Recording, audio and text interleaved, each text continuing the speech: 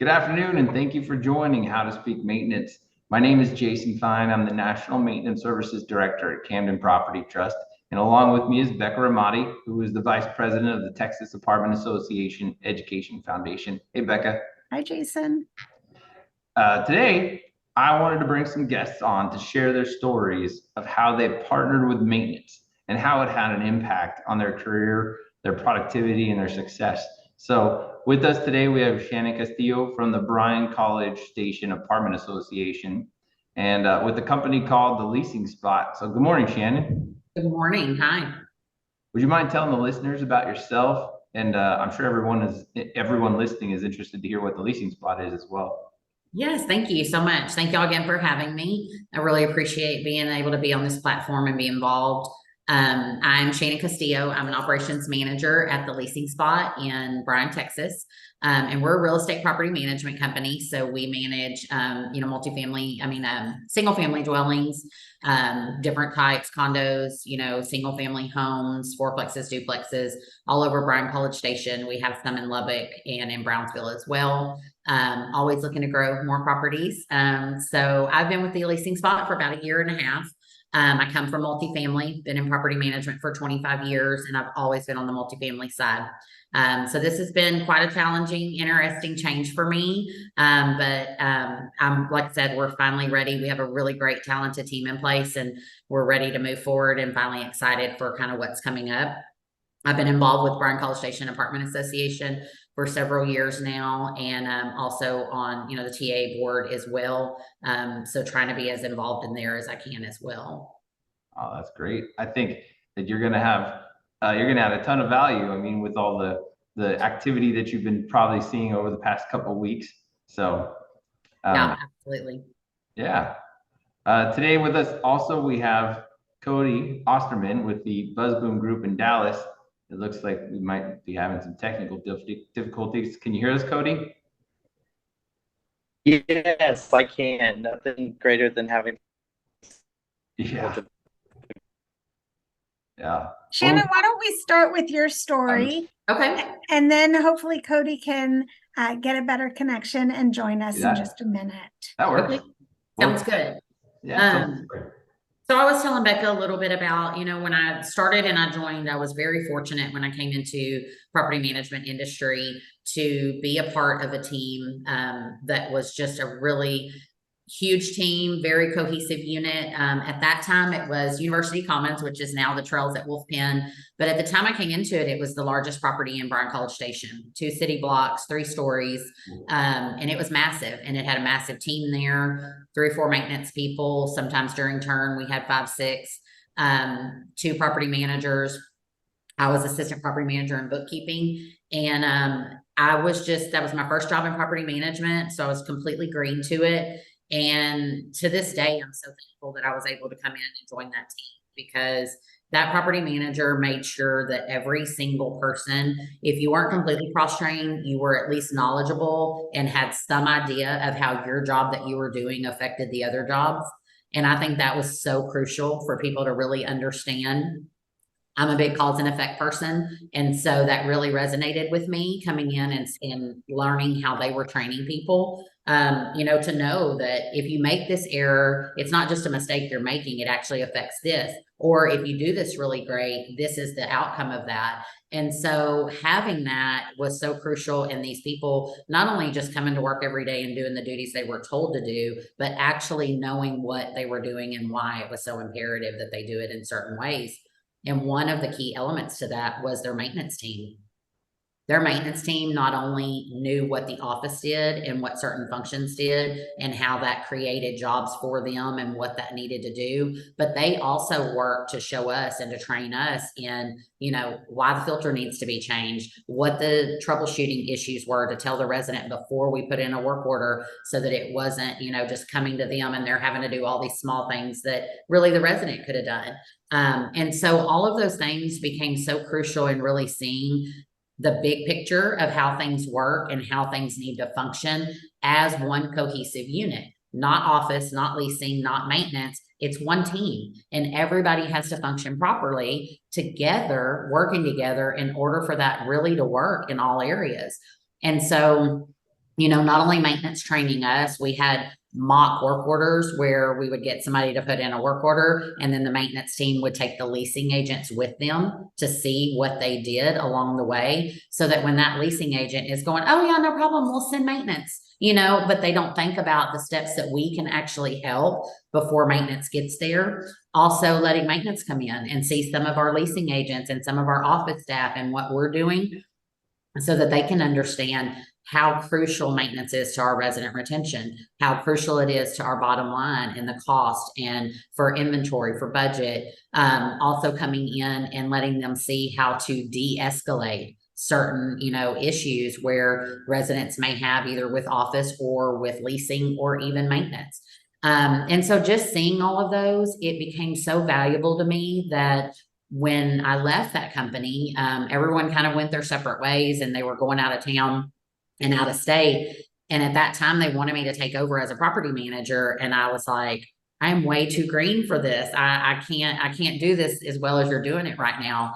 And so I left, and I went to some other properties. And before I reached my property where I had been for a very long time, I was shocked in interviewing people that I'd get these really seasoned maintenance people and technicians, and they had a great skill set and a vast amount of knowledge, and they've been, maintenance technicians for a long time, but yet they had never seen a budget. They didn't know what the supplies cost because they weren't in charge of ordering their inventory. They didn't know what the office staff did. They didn't know. They just went to work. They were told to do these jobs. These were your duties, and they did them. And I just thought, wow, what a, disservice you're doing to not only your maintenance team, but to your staff that could actually learn from those maintenance. And so I was really fortunate in the career opportunities that I had, that I was able to bring that in and really make maintenance a part of our team, make us a strong unit as I, come into property management scene. And so many ways, sitting down with maintenance when it's time to do budget, and actually not only going over it with them, but getting their input, seeing what are you seeing out on property that we need? What are the costs that we need to be looking at? What ideas do you have? And really getting their input. That was so crucial to me in adequately managing my property, managing my budget, being able to really put focus budget-wise where it really needed to be, from who better than the people that are out there actually doing the work, seeing the property every day. I'm going and walking property every morning. Every morning I'm getting up, I'm looking around property, but I'm not in a unit every day. I'm not in several units every day. I'm not in the, water heater rooms or checking out the pool pumps and doing all of that. That's my maintenance team. And so me being trained that way and being able to bring in maintenance and really, get their expertise, get their knowledge, and give them ours, making sure people were cross-trained, them working with us so well. I definitely attribute that to, a lot of success that I had, not only with our teams and being able to manage their duties and responsibilities better, but my last property, I was there for 17 years. And it was an older property, one of the older properties in Bryan College Station. We competed with brand new properties every day. And I had 3 turns per year, and every single year through every turn, we were 100% occupancy. And I totally attribute that to our maintenance team, because maintenance would come in. I had people come from luxury properties up the road to come lease with us at an older property with not even half the amenities, because their maintenance wasn't getting done or their maintenance issues weren't heard. And so that totally helped us with our resident retention, which helped our numbers go up, which then in turn reflects on the office staff, even though some of them are there because of the maintenance issues. And so all of that combined has really not only helped me be better in all of my efforts through assistant manager, property manager, and now operations manager, but it's helped my teams be successful. And I feel like it's definitely helped maintenance. All of them have said that just having that knowledge to know how the paperwork works, how the budget works, what they need to do. Okay, I need to fix this, but yet budget-wise, we're here. Is there anything I can do to kind of wait until we can get to this point? Having that knowledge in there has helped them tremendously with truly being able to manage their job duties and responsibilities. And so I'm gonna jump in for a second, yeah, and take over Jason's hosting duties and ask Jason, like, Shannon, there's so much amazing stuff in there. And Jason, having grown up in maintenance, what are the things that you were scratching your head at, or like, yes, let's have more of that? Thinking about, as Shannon was sharing her experiences, what are the things we can highlight as things that other managers should be thinking about and doing to help them speak maintenance and help their communities? Yeah, well, a couple things triggered while she was talking, and I was going to ask her about turnover, employee turnover. I'm sure, but by investing in your maintenance employees, it built trust, right? And if you were there for 17 years and if you did have a lot of maintenance turnover and there was a lot of chaos with your staffing, I'm sure you wouldn't have stayed there for 17 years, correct? No, most of my team I had for a very long time. Yes. Right. So it might have seemed like a task to be able to sit down and be able to show your maintenance teams how to read a budget or how the paperwork side, works. But in the end, by investing in them, they felt like they were a part of the process and they felt there was a bigger trust with you. I like what you talked about as far as the, going and doing a mock service request and showing the technicians how a service request is played out. I mean, that right there, I mean, I'm sure did your office team then, did they have the ability to be able to, if a resident called up and said, my AC isn't working, if there was that little disconnect switch on the wall, right? Did they know to ask the resident, oh, is this switch on the wall? Is it off or is it on? And because with maintenance help, we were able to put together a troubleshooting list for all of our teams. It stayed at the front desk. It stayed in every office. These are things you go through for garbage disposal. These are things you go through for ACs. And it kind of helped us to troubleshoot those items. One, it cut way down on our work orders and the service tickets that we had. And then it helps maintenance tremendously also getting that feedback. Hey, my AC is not working. Okay, we'll send someone out. Hey, 1702's AC is not working. Okay, what's it doing? Is it not coming on? Having that information, the productivity goes way up. The efficiency, I mean, it just helps in so many ways that are so crucial to adequately managing a property. Oh yeah, definitely. I'm sure that all of that contributed to your success as far as expenses as well. If you had fewer turnovers, so you had fewer expenses with turnovers, and then you had fewer maintenance turnover. So now all of a sudden you had a cohesive team, right? That wanted to be there and they wanted to help each other out. And then you were growing future leaders. So for you, I imagine those maintenance employees would have gone to the top of the hill for you if you asked them to. And it works, when you grow a cohesive team like that, then you want to work harder and stronger for everyone because you see the big picture. You see how it affects everyone and their job duties. And so it does help. A cohesive team is key in any unit to really be able to grow and progress in a positive way. Yeah. Well, in your new role, you were talking about single family homes. I think before you were talking about how you kind of spread out a little bit more as well, right? So it probably plays a bigger role now to be able to build that trust with your maintenance teams. It's really hard. As a matter of fact, we do not have in-house maintenance right now. We've had a really hard time being able to hire in-house maintenance teams. And so we're struggling right now because luckily we have some really great vendors, but it doesn't compare to having your in-house maintenance and being able to know those units, learn them, again, work with your tenants. Tenants want to see the same people coming in and out of their homes. They want to know and build up those relationships and trust with those people. And you want to know, you're talking about the turnover. When we get the same staff and you have the same team year after year working, it does make everything more efficient because that same maintenance guy knows exactly what he did the previous, summer with that AC. He knows, hey, this is working this way. So it's just having a good team, a strong team, not having the turnover, having those strong maintenance personnel. We're really seeing the lack of the benefit now with, like I said, our vendors are great, but it just doesn't compare to having your in-house maintenance that can work on things. So it's been a struggle here. We've had a couple maintenance and it's different from multifamily than it is from this side because they're not on site.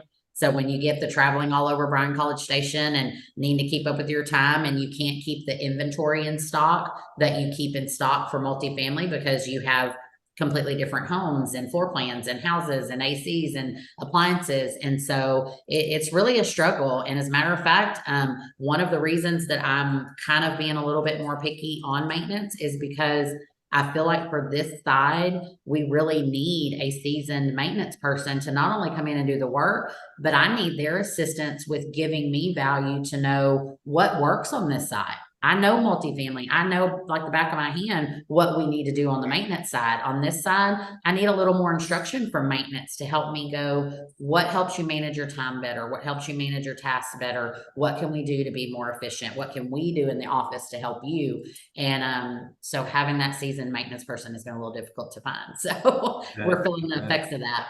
Yep. But it's wonderful to hear you talk about it in that way that, you know, you obviously value the partnership that you know can exist and has existed between the maintenance and the office side, that you know you need their input and their expertise and that you're looking for that. So anyone in Bryan College Station in maintenance who might be interested. I need you. A little ad for Shannon here. But I think what's really incredible about this is, and your story, Shannon, is that, you know, you were doing this because you were taught that way, which is one thing, and didn't know any other way, which is amazing. We should all have that experience.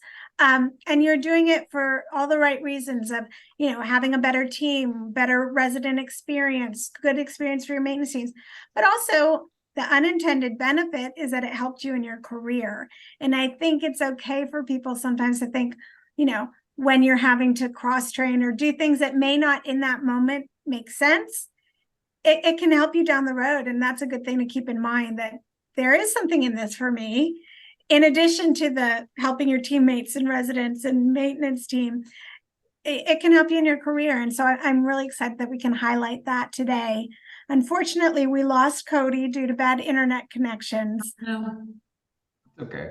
Shannon, I got a good question for you. Sure. When I think of how to speak maintenance, I like to hear the stories when managers say, man, this one maintenance employee taught me how to diagnose a capacitor, or this one maintenance employee showed me how to, you know, change out a toilet. Like, well, is there one thing that you would have enjoyed in your career? I mean, you said 25 plus years in the experience, so I'm sure there's been one maintenance employee that's grabbed you and pulled you aside and said, hey, let me show you how to fix an AC. Well, and I think that there's been so many instances. I mean, I can't tell you, you know, when Becca's talking about what was in it for me, I think you want in leadership and as a good manager, you managing any person or task, you want to always think, what can I do for them? What can I add? And how can I add value to what they're doing? But there's also has to be, in order to progress and grow, you have to have that, okay, how's this going to help me? What can I learn from this that's going to help me grow? And as I said, we want to be growing and constantly never being stagnant in our positions. And so throughout that, a lot of times getting that knowledge from maintenance, I would always come in, take notes, you know, get these diagrams, put a maintenance book together so that I could think, you know, if I can sit and talk to my owner about truly what's going on with maintenance and let them know this is what we have to do and this is why we have to do it, and I'm more knowledgeable about it and truly knowing what I'm talking about, how much more confidence is that going to give that owner in my ability to adequately manage their property? How's that going to make them feel better about, okay, she's not just listening to maintenance and buying, you know, $7,000 worth of HVAC equipment. She's actually coming in and researching and figuring out and knowing this is why we need to do it. And one of the ways that I was able to do that is physically going out with maintenance, troubleshooting the AC, looking at what they're doing, putting the gauges on a unit, learning how to add Freon, you know, looking at the capacitors and what it needed. And, you know, was the fan motor bent, and looking at all these different things, you know, are the coils bent in the, you know, air handler, and how can we, you know, straighten that out so we can save this. And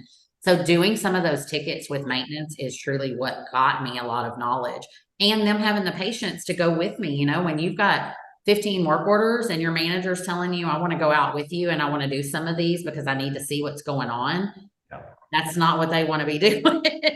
They're like, ladies, stay in the office. We got this. But luckily I had really great people that they were appreciated, that I wanted to go out and learn with them, not to micromanage them, but so that I could truly learn and know what they were doing. And it made me more confident in being able to vouch for what we needed for the property.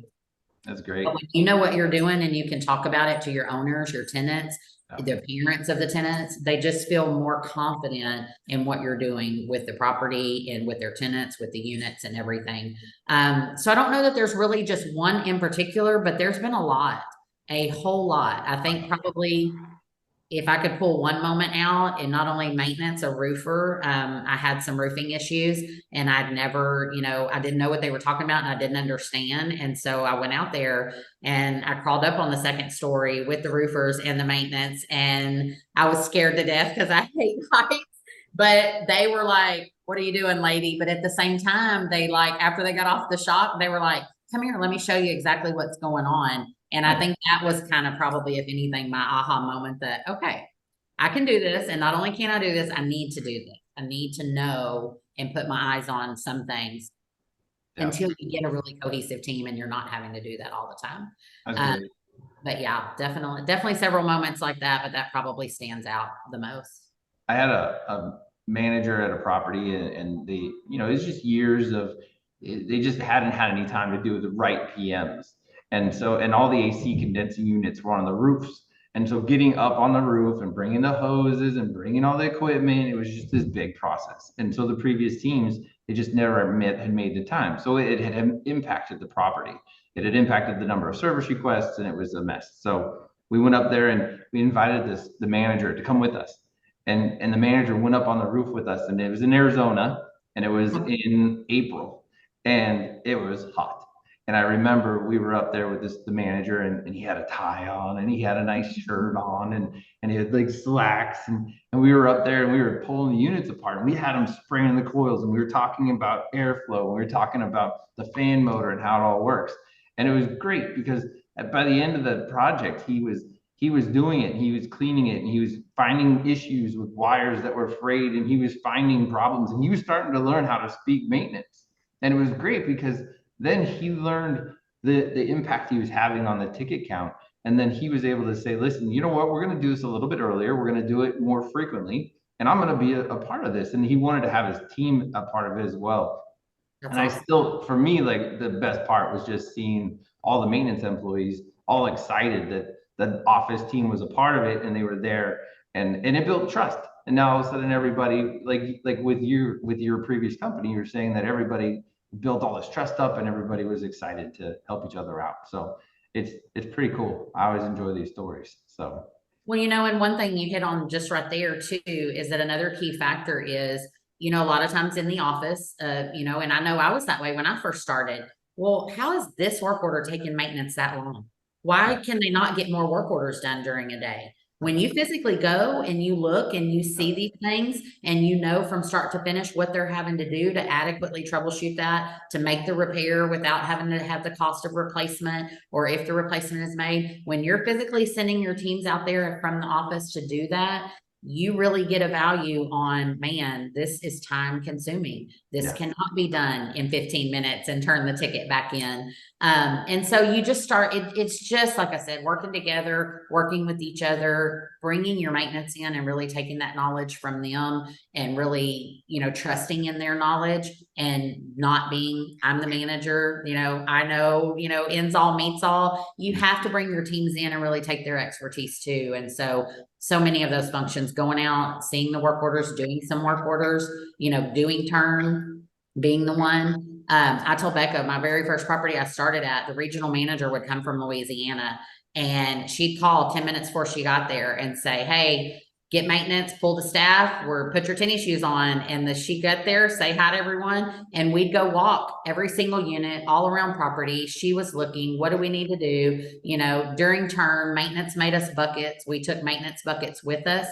We can't call maintenance every time a light bulb was out or a fixture needed to be screwed in, doorknobs were loose. So we go around with our maintenance buckets and our teams. And to this day, when I came to the leasing spot, I'm like, where's everybody's maintenance buckets? And like, what do you mean? I'm like, you got to have a maintenance bucket. You're going and doing inspections. And so we made maintenance buckets for everyone. And that was from my very first maintenance team I ever worked with. So maintenance has been crucial in me growing my career, and me, being able to adequately manage people and, places, and being able to manage projects. Maintenance has played a crucial role in that for me. I love it. Awesome. Well, I always enjoy hearing stories and seeing how they can relate to others. And I want to thank both. I want to thank you. I'm sorry, Cody couldn't join us. I know I am too. I was excited to hear all his story. We'll get him next time. But thank you That's for opening up and telling us about how the office and maintenance partnership is vital to the success of the team as a whole. So, No, thank you so much again for having me. I really appreciate it. yeah. Before we finish up, though, I just want to ask you to answer this one question for us. If you could give one piece of advice to someone that is interested in the rental housing industry, what would it be?